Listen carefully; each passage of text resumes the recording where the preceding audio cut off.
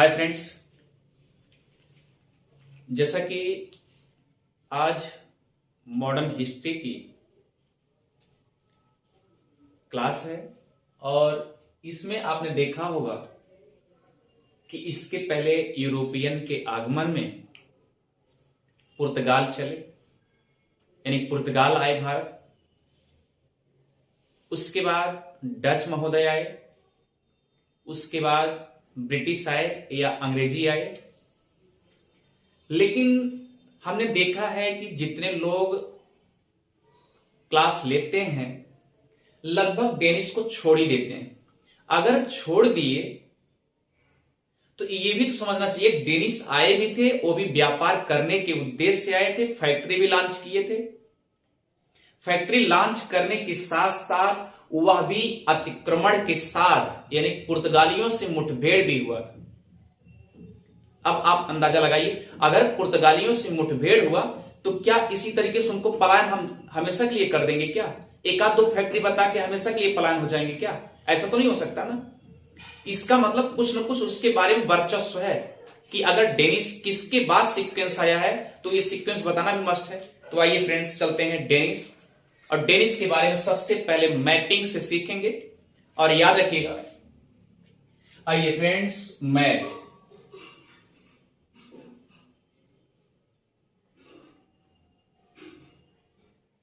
Map बनाते चलिए आप सब।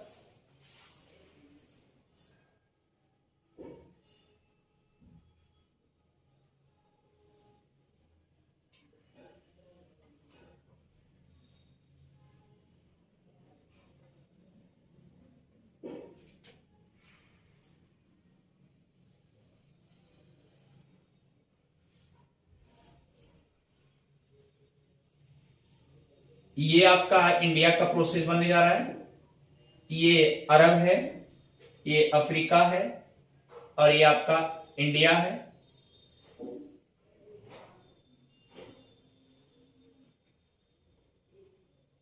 यहां पर याद रखिएगा, ये सीलोन है।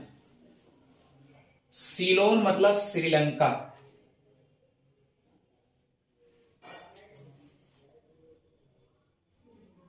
क्लियर? और ये आपका भारत है। एक चीज आप याद रखिएगा, यहां पर जैसा कि मैंने बताया था, जब पुर्तगालियों से संबंधित मैंने क्वेश्चन बताया था, उस समय बताया था कि यह दक्षिणी अफ्रीका का जो तट है ये है Cape of Good Hope. Note करते जाइएगा, क्या है? Cape of Good Hope. ये नामकरण जॉन द्वितीय द्वारा किया गया है। अब फ्रेंड्स ये ध्यान दीजिएगा, इसका मतलब जॉन द्वितीय के पहले भी कोई यहां पर आया होगा ना। तो याद रखिएगा, वो आए थे जिनका नाम था बार्थोलोमेव डियाज।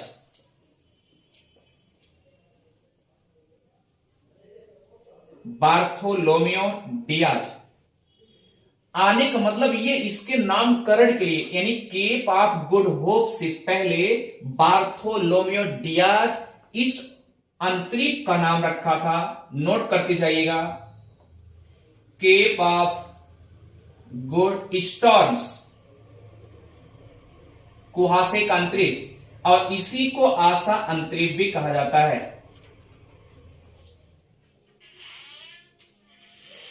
क्या कहते हैं? आशा अंतरिक्ष भी कहते हैं। जैसा कि आप जानते हैं ना, ये जो आपका आशा अंतरिक्ष है, अगर प्यारे इसे देखा जाएगा तो पुर्तगालियों के रिलेटिव में हमने आपसे पहले ही क्लास में बताया था, यहां पर एक खाड़ी के रूप में है जिसे बोलते हैं हेलेना की खाड़ी। क्या बोलते हैं? हेलेना की खाड़ी। क्लियर? और इधर से ध्रुवीय क्षेत्रों से हमने आपको बताया था कि बेगुला की धारा चलती है। और बेगुला धारा कैसी धारा है? ठंडी जल धारा है।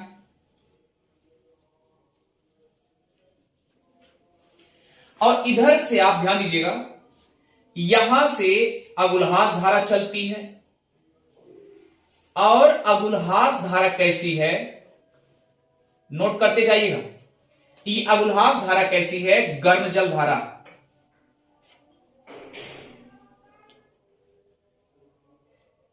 अच्छा ये बताइए भैया, इधर से अगर कोई गर्म जलधारा आ रही, इधर आ रही है, और इधर से बेगुला जलधारा जा रही है, ठंडी जलधारा और गर्म जलधारा जब दोनों का संगम होगा, मिलन होगा, तो वहां पर क्या बनेगा? कुहरा बनेगा कि नहीं बनेगा?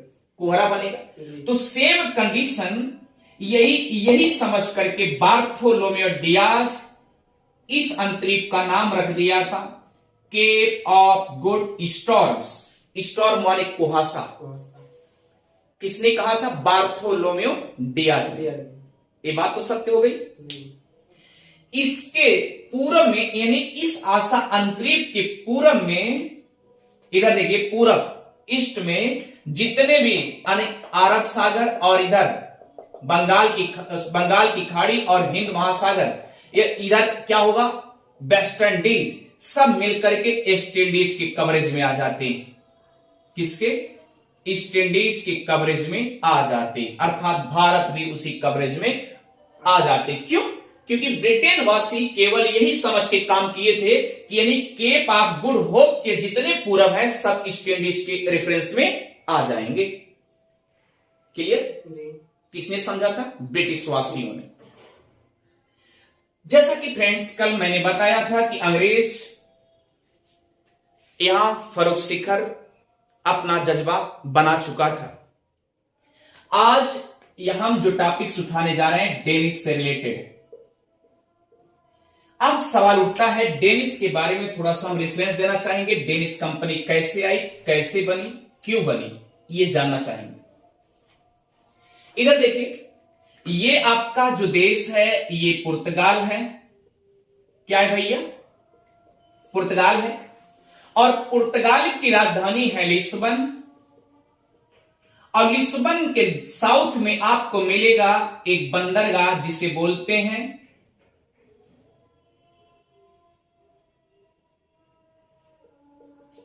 लिस्बन। इसके साउथ यानी दक्षिण में एक बंदरगाह के रूप में मिलेगा जिसका नाम है सेतुबल बंदरगाह। क्लियर? यहीं से पहले प्राथमिक भारत के लिए आगमन होता है सेतुबल बंदरगाह से। क्लियर? अब इसके ऊपर आप जाएंगे, यहां पर आपको मिलेगा स्पेन। क्या मिलेगा? स्पेन। और स्पेन की कैपिटल है मैड्रिड। क्या है? मैड्रिड। क्लियर हो गया? अब भैया जैसे और जाएंगे ऊपर नॉर्थ में, वहां पर आपको मिलेगा फ्रांस। क्या मिलेगा? फ्रांस। और फ्रांस की राजधानी क्या है? पेरिस। क्या है? पेरिस। क्या है? पेरिस। और इधर और नॉर्थ में जाएंगे, नॉर्थ और ईस्ट की तरफ झुकेंगे तो आपको मिलेगा बेल्जियम। क्या मिलेगा? बेल्जियम। और बेल्जियम की राजधानी है ब्रुसेल्स। नोट करते जाइए क्योंकि राजधानी पूछ लेता है। क्लियर हो गया? ब्रुसेल्स है। अब आगे जाएंगे, यहीं पर आपको मिलेगा डच। भैया क्या मिलेगा? डच।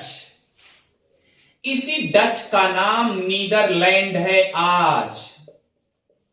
और इसी डच का ओल्ड नेम यानी पुराना नाम याद रखिए हॉलैंड।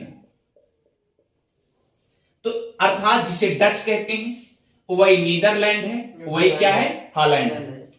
क्लियर? और नीदरलैंड की राजधानी एम्स्टरडम। एम्स्टरडम। भैया समझ में आया? आगे चले, आगे देखिए हुआ क्या। जैसे आप डच पार करेंगे, यहां आपको ध्यान दीजिएगा, इसके उत्तर और पूर्व में आपको मिलेगा, ये रेफरेंस जर्मनी का हो जाएगा। बोलिए ना जी। किसका हो जाएगा? जर्मनी का। जर्मनी का। क्लियर? ध्यान दीजिएगा। अब इसी जर्मनी से सटा हुआ, ध्यान दीजिएगा भैया, इसी जर्मनी से सटा हुआ ये क्या है आपका? डेनमार्क। नोट कर लीजिएगा, क्या है? डेनमार्क। डेनमार्क। अब डेनमार्क की राजधानी है कोपेनहेगन। क्या है? कोपेनहेगन। क्लियर हो गया भैया? जी। अब सुनिए, अब इसके नॉर्थ में और थोड़ा जाएंगे, यहां पर याद रखिएगा, यहां पर एक आपको देश मिलेगा जिसका नाम है नॉर्वे। अब नॉर्वे की राजधानी है ओस्लो। क्लियर? जी। नोट करते जाइएगा, नॉर्वे की राजधानी ओस्लो। क्लियर? अब इसी से सटा हुआ एक देश है जिसका नाम है स्वीडन। क्लियर? स्टॉकहोम। चले, आप देखिए कंडीशन क्या होता है। हुआ क्या? ये डेनिश, अब आप सोचिए, ये क्या है? डेनमार्क है और ये क्या है? नॉर्वे है और ये क्या है? स्वीडन। अब ध्यान दीजिएगा, डेनिश और नॉर्वे और स्वीडन, बोलो भैया जी। तो इसमें से मैंने क्या ले लिया? डे ले लिया, और इसमें से ना ले लिया, और उसके बाद इसमें क्या ले लिया? सा ले लिया। तो हुआ कि नहीं हुआ? आप चाहे ऐसे याद कर लो, यानी 3 देशों का मिश्रण क्या है? डेनिश है। हाँ, तो ये ध्यान दीजिएगा, ये जो डेनिश है ये डेनमार्क है। यानी बताया गया कि डेनमार्क में जो भी भाषाएं बोली जाएंगी वहां के एक एक वस्तु समझ लीजिएगा कि यह डेनिश है, डेनिश कंपनी का है। एक एक वस्तु डेनिश आप मान लेंगे। अब डेनमार्क नहीं रह गया। क्लियर? दूसरा कंडीशन क्या था? आप देखिए, 3 देश, हुआ क्या कंडीशन? ध्यान दीजिएगा हमारी बात। जी सर। जैसा कि आप इतनी छोटी सी बात याद रखिएगा, डेनिश एक कंपनी बनाई थी लोकल, नोट करते जाइएगा। डेनमार्क एक छोटी सी कंपनी बनाई थी, नोट करिएगा। जी। चलें? जी से बोलिए। उस कंपनी का नाम लिखिए, और ये जो कंपनी लिखिए, डेनिश ईस्ट इंडीज, एक लोकल कंपनी थी। और ये क्या किया था?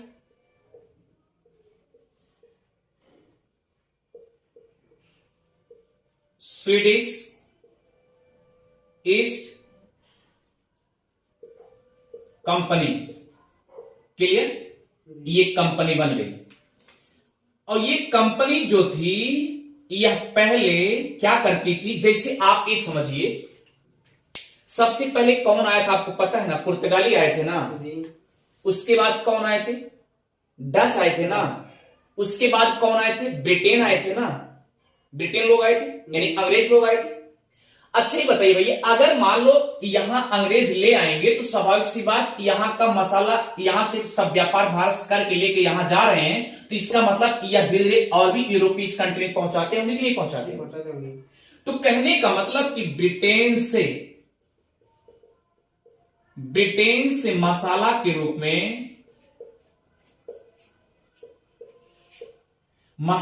रूप में व्यापार करते थे। नोट करते जाइएगा, व्यापार करते थे। कौन करते थे? डेनमार्क और क्या करते थे? डेनमार्क हो गए, नॉर्वे और स्वीडन। ये कहां से करते थे? ब्रिटेन से। क्यों? अब ब्रिटेन वाले कहां से ले जाते थे? भारत से, क्योंकि भाई की कंपनी कल स्थापित हो ही गई थी। जी ये बात समझ आ गई। अब यहां से लेकर के यहां लेके गए, उसके बाद ये सप्लाई इनको कर दिए। क्लियर। जी तो एक चीज याद रखिएगा, अब ये लग गया डेनिस। अब ध्यान दीजिएगा, अब इन सबको लग गया कि हम सबकी लोकल कंपनी है। ऐसा क्यों न करें कि जो जहां से अंग्रेज और डच जहां से मसलवा लेके आ रहे हैं, हम डायरेक्ट वहीं न पहुंच जाएं। मानसिकता बदल रही है ना। जी हम भी अपनी छोटी चलती कंपनियां भारत में स्थापित करें कि ना करें, इनके मन में चर्चा चलने लगी। और जब इनके मन में चर्चा चलने लगी तो ये क्या किए, तो याद रखिए उस समय एक राजा के रूप में, नोट करिए, एक राजा थे, इन्हीं के नेतृत्व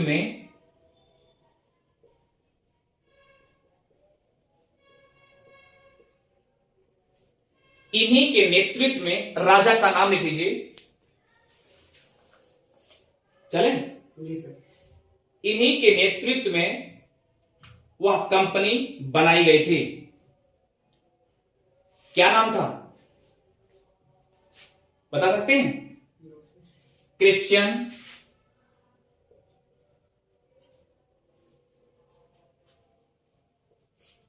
फोर्थ। क्लियर। जी सर। इन्हीं के नेतृत्व में एक कंपनी बना दी गई। अब ये सोचे क्या, ध्यान दीजिएगा, इन्हीं के नेतृत्व में एक कंपनी, बड़ी कंपनी बनाई गई। क्लियर। और कहे क्या, ये सोचिए, इधर देखिए, इधर देखिए, इधर देखिए, ये कहे कि जो डेनमार्क वाली कंपनी अलग लेके जाएगी, नॉर्वे वाली कंपनी अलग लेके जाएगी, और ये नॉर्वे और स्वीडन दोनों मिल करके काम कर रहे थे, तो ये दोनों अलग अलग लेके जाएंगे। ये बात सत्य हो गई। जी तो ऐसा क्यों ना करें कि हम सबसे बड़ी कंपनी बना लें, तीनों देशों मिल करके हम बड़ी कंपनी बना लें। किसने सोचा? ये क्रिश्चियन फोर्थ ने एक बड़ी कंपनी बना ली, और उस कंपनी का नाम हो गया, नोट कर लीजिएगा, डेनिस, यानी कि संयुक्त डेनिस ईस्ट कंपनी के रूप में बन गई।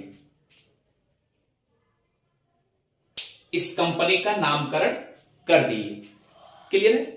तीनों कंपनी बन गई, और जब भैया तीनों कंपनी बन जाएगी तो अब तो इन्हीं के नेतृत्व में जाएगा ना। जी सर। क्लियर, बोलिए ना। जी सर क्लियर। इन्हीं के नेतृत्व में जाएगा। अब आप मिटा दीजिए इसको, जल्दी करिए, फास्ट है, जल्दी करिए, ओके सर। मिटाइए इसको। जी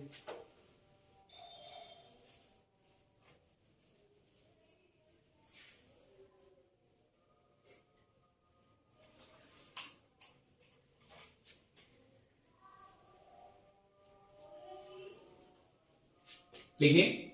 अच्छा भैया एक चीज हमें बताइएगा, अगर राजा साहब एक कंपनियां बना दिए तो 17 मार्च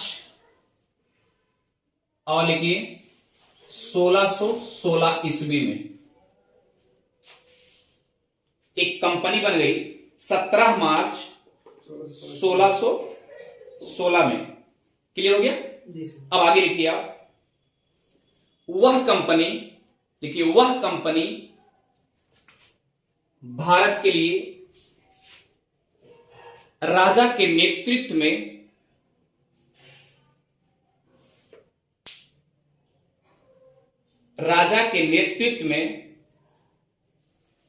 भेज दिया गया।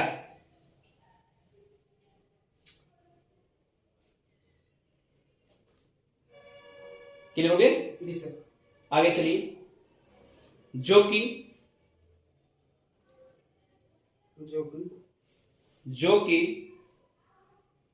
उस समय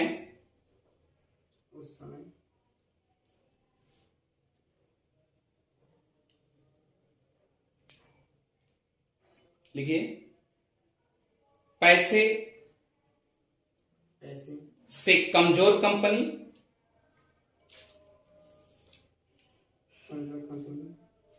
चले, जी पैसे से कमजोर कंपनी एक एडमिरल ओम्बे, एडमिरल ओम्बे, हो गया। जी सर। इन्हीं के नेतृत्व में पैसे कलेक्ट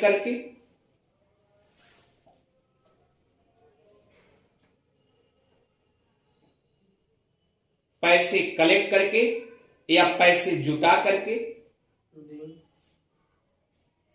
भारत के लिए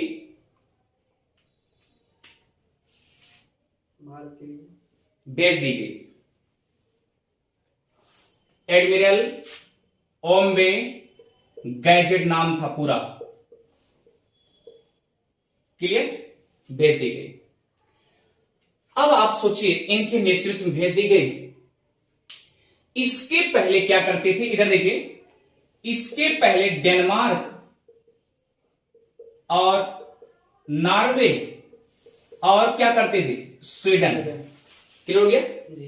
नॉर्वे, स्वीडन और डेनमार्क, तीनों जो लोकल कंपनी थी पहले किससे व्यापार करती थी, ब्रिटेन से।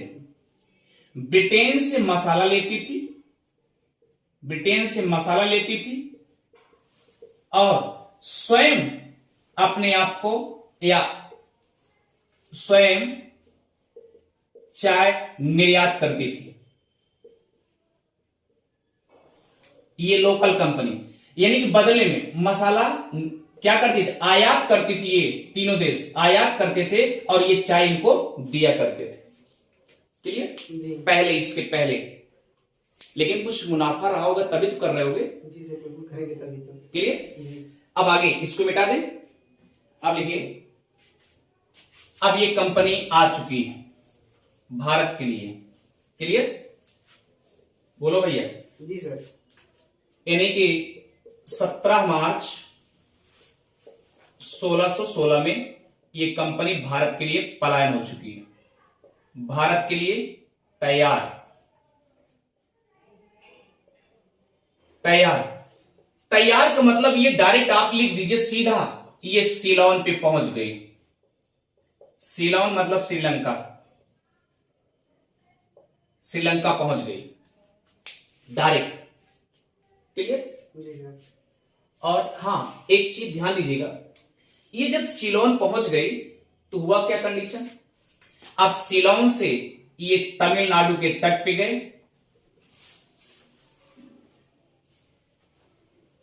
तमिलनाडु के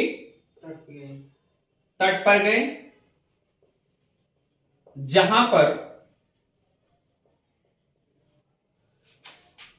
पुर्तगाली लोग थे।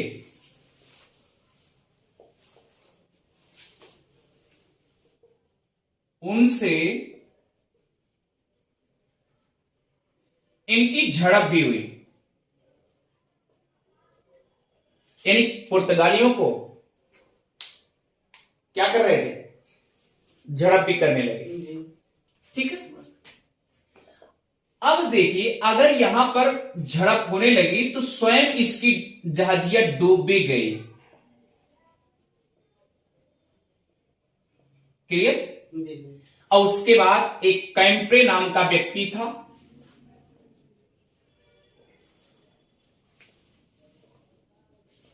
उसके बाद इसको पकड़ा गया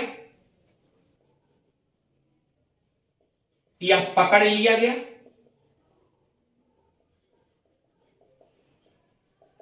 और जब ये पकड़ लिया गया, नोट करिए, उस समय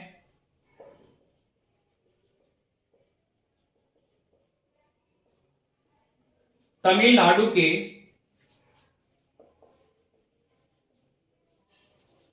तंजावुर के शासक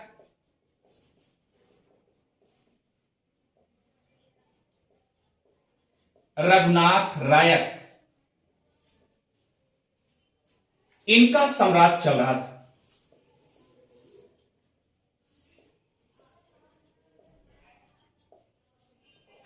क्लियर। किनका सम्राट चल रहा था, रघुनाथ नायक, क्लियर हो गया। जी सर। और उसके बाद जब इनका सम्राट चल रहा था रघुनाथ नायक का, क्योंकि उस समय शासक के रूप में वही थे, जी सर। क्लियर। उसके बाद ध्यान दीजिए, इनसे समझौता कराया गया,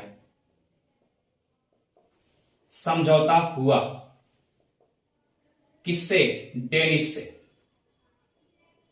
क्लियर? जो आए थे इनसे समझौता कराया गया जी और वह समझौता 1620 में कराई गई। और रघुनाथ नायक क्या कहे, जरा ध्यान दीजिएगा, मिटाने से। जी सर।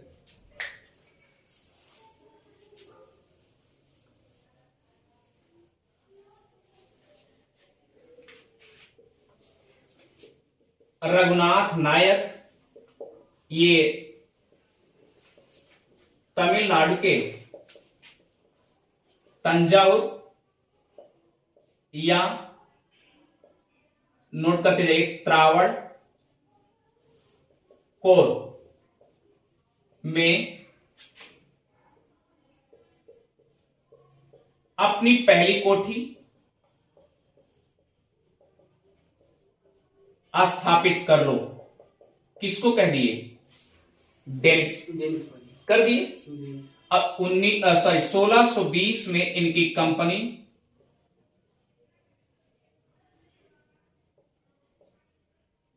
स्थापित होती है। क्लियर? जी सर। अब आप सोचिए इनकी कंपनी स्थापित हो चुकी है तो भाई कुछ न कुछ रघुनाथ नायक भी लेंगे ना, लेंगे बिल्कुल सर। लेंगे ना। जी अब देखिए आज तक तो भैया हम सुनते रहे, एक चीज ध्यान दीजिएगा कि अंग्रेज जो है 3000 रुपया 10,000 रुपया इस तरीके से लगाते रहे, जी लेकिन इनसे जो है डेनिस कंपनी से ये रघुनाथ नायक महोदय ये कहे ऐसा है हमको 3111 रुपया दे दीजिएगा वार्षिक रूप में। क्लियर? 3111 रुपया दे दीजिएगा। क्यों भैया? जी सर। समझ में आ गया? बिल्कुल सर। अच्छे सारा है आगे देखिए। लेकिन अब ये सोचिए 3111 रघुनाथ नायक ऐसा क्यों मांगे? इसके पहले तो अंग्रेज 3,000 रुपया 10,000 रुपया सूरत के लिए लगाए थे, इसके लिए 3,000 रुपया लगा, 3111 रुपया लगा दिए। भाई देखो किताबों में तो ये नहीं मिला, गूगल बाबा बताएं 3111 रुपया डिमांड किए थे रघुनाथ नायक। जी किताबों में अगर आप देखेंगे स्पेक्ट्रम में देखेंगे केवल 4-5 लाइन पूरा खत्म। चले तो 1620 में कंपनी स्थापित हो गई और उसके बदले में 3111 रुपए वार्षिक के रूप में ले लीजिए, भूमि कर के रूप में तय हुआ। आगे चलिए लिखिए पहली कंपनी। चले जी सर। आगे चलिए। उसके बाद दूसरी कंपनी के रूप में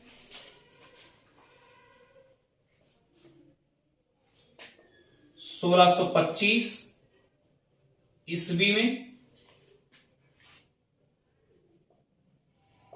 आंध्र प्रदेश का कृष्णा जिला और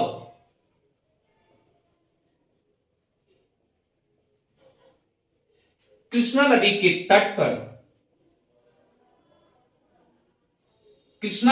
तट पर मसूलीपट्टनम, आज इसका नाम मछलीपट्टनम है। क्या नाम है? मछलीपट्टनम। मछलीपट्टनम। आज याद रखिए, आज इसका नाम मछलीपट्टनम है। क्लियर? जी सर। यहां पर दूसरी कंपनी स्थापित कर दिए।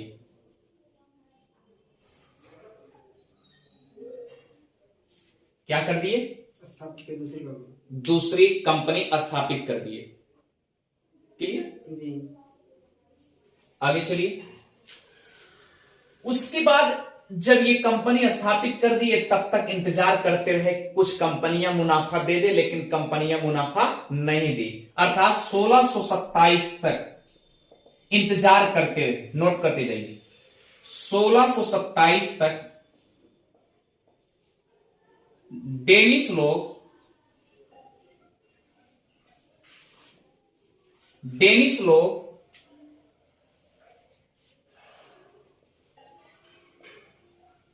मुनाफे का इंतजार करते रहे। अच्छे बताइए, अगर निवेश आप करेंगे, सपोज है अगर कहीं पूंजी लगाएंगे तो उसका बेनिफिट लेंगे कि नहीं लेंगे? लेंगे सर। और उसके बाद ये 2 फैक्ट्री पड़ चुकी, जब दोनों फैक्ट्री पड़ गई तो स्वाभाविक सी बात आप समझ सकते हैं ना, उसका मुनाफा का इंतजार होगा।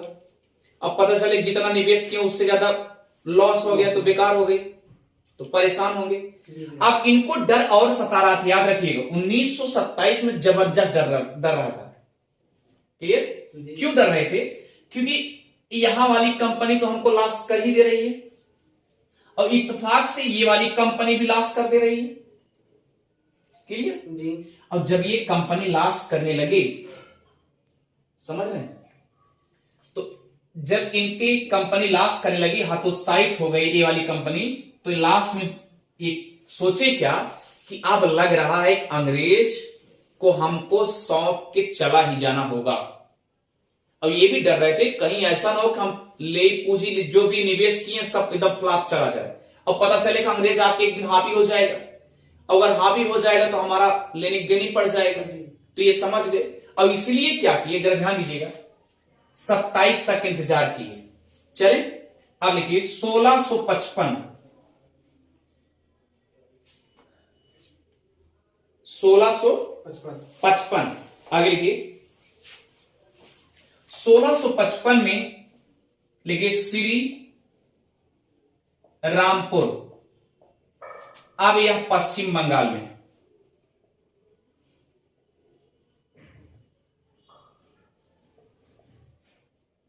कहां है? पश्चिम बंगाल में। पश्चिम बंगाल। क्लियर? जी। हुआ क्या, यह भी कंपनी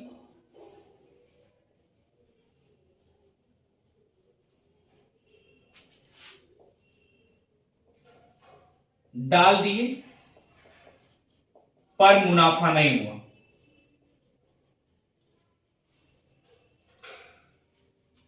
मुनाफा नहीं हुआ। इतनी बात समझ में आ गई अच्छे से? जी। अब आइए चलते हैं आगे। लिखिए, आगे लिखिए।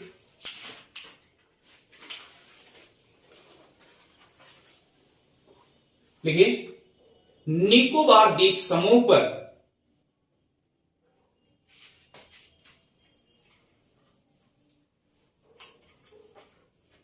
निकोबार द्वीप समूह पर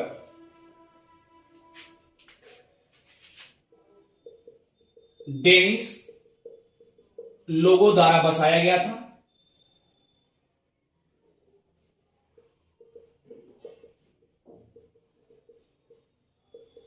डेनिश कंपनी, और ये कब? 1668 ईस्वी में। क्लियर? जी सर। क्लियर? जी।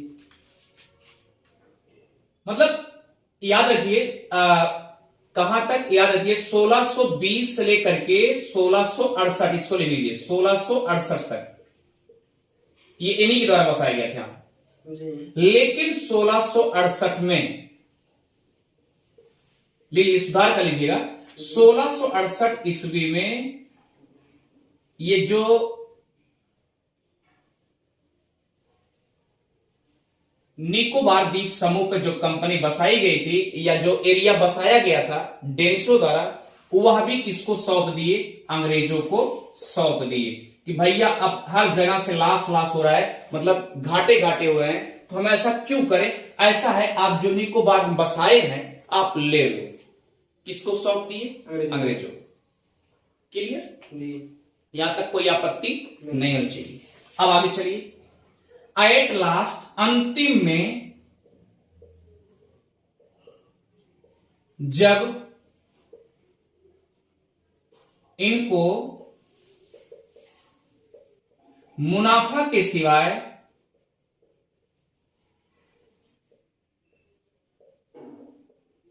घाटा अधिक होने लगा,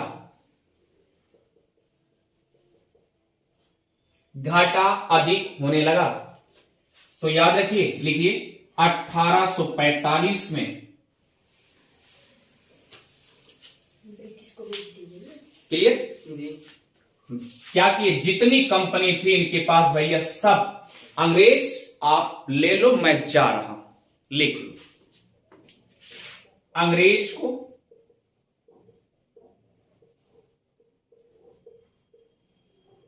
हस्तांतरित कर दिए। यानी हस्तांतरित मतलब सीधा लिखिए बेच दिए, अंग्रेजों को बेचकर चले गए। जी। कौन बेच दिए? डेनिस लोग जो भी डेनिश लोग बेच दिए। किसको बेच दिए? अंग्रेजों को। अब आगे लिखिए, एक पॉइंट लास्ट मिटा दे से जी सर। लिखिए,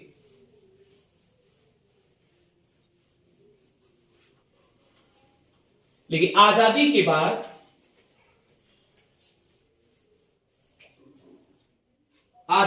बाद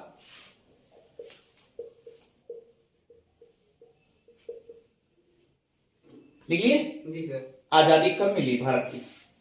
26 जनवरी 24 15 अगस्त 1947। 15 का समय सर। आजादी के बाद लिखिए, जी। लिखिए 1957 में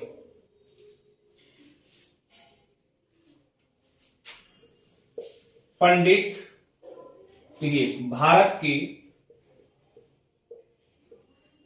प्रथम प्रधानमंत्री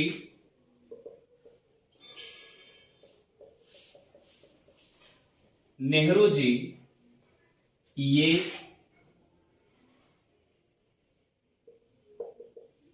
डेनमार्क का दौरा किए थे, और ये दौरा केवल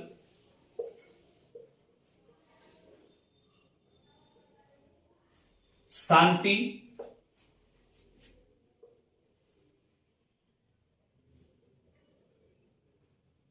और दोस्ती और आप कह लीजिए मित्रता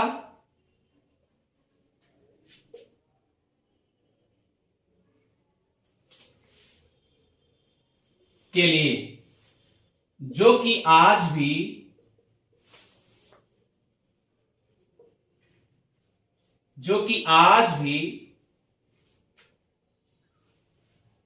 वह मित्रता या दोस्ती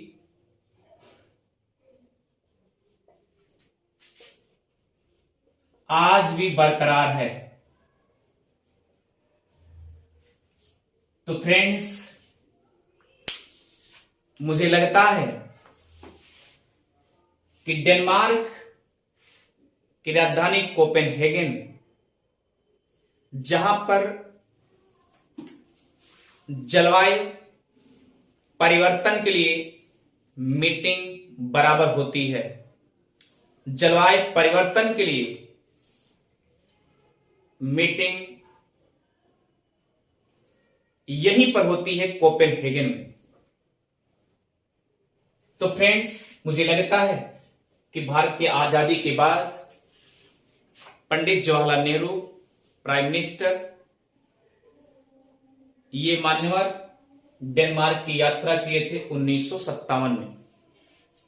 तो फ्रेंड्स, मुझे लगता है कि आपको अच्छे से समझ में आ रहा होगा। Thank you. लेकिन